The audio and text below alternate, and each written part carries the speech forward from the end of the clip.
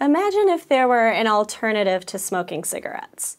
Imagine this alternative could help millions of people quit smoking and came with only a fraction of the harmful chemicals that cigarettes do. Well, you don't have to imagine it. It exists. E-cigarettes are the most innovative and promising smoking cessation product yet invented. So public health officials and anti-tobacco activists are all in favor of this life-saving innovation, right? Actually, they're almost all totally against it. Why? Because, incredibly, they make no substantial distinction between e-cigarettes and real cigarettes, even though they are completely different products. To begin with, e-cigarettes aren't cigarettes. They contain no tobacco. Instead, a liquid containing nicotine derived from tobacco leaves is vaporized, and users of e-cigarettes inhale that vapor. Vapor, mind you, not smoke.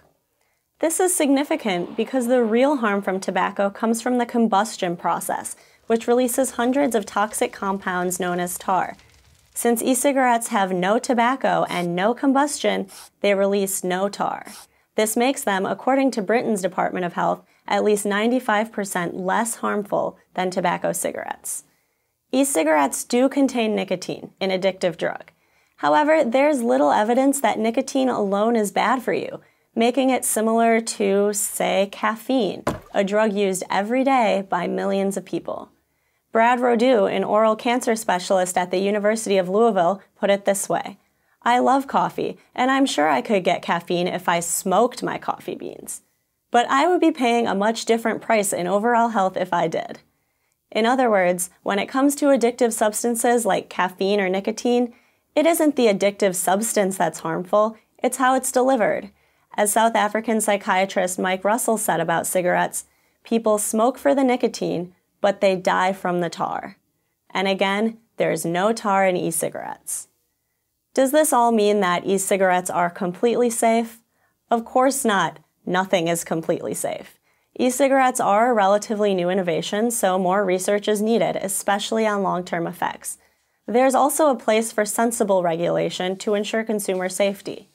But unlike normal, everyday products, any potential risk posed by e-cigarettes is far outweighed by a real, not potential, good: saving lives by providing the nicotine that smokers enjoy without delivering the deadly toxins that can kill them.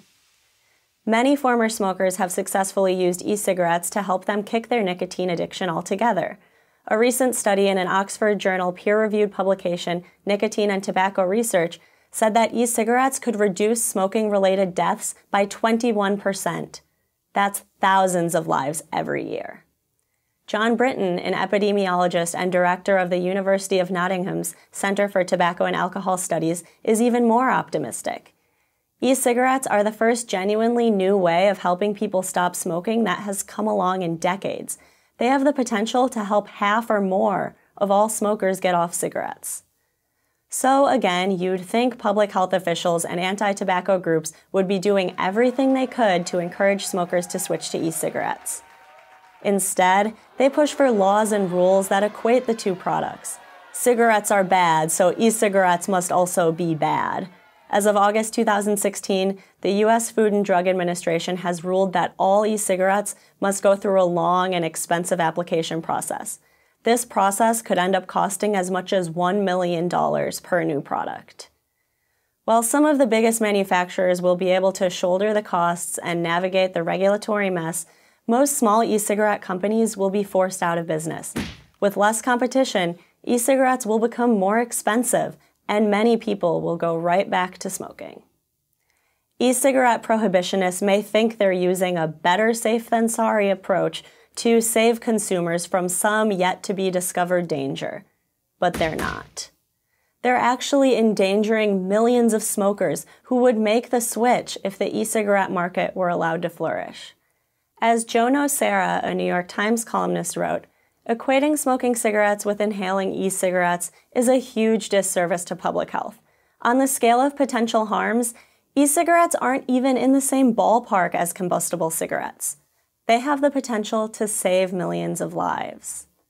The government needs to develop a new paradigm for dealing with e-cigarettes, one that ensures basic standards but recognizes their relative safety and immense benefit to public health. If they don't, more people will die. Imagine that. I'm Caroline Kitchens of the R Street Institute for Prager University. To subscribe to our YouTube channel, click here.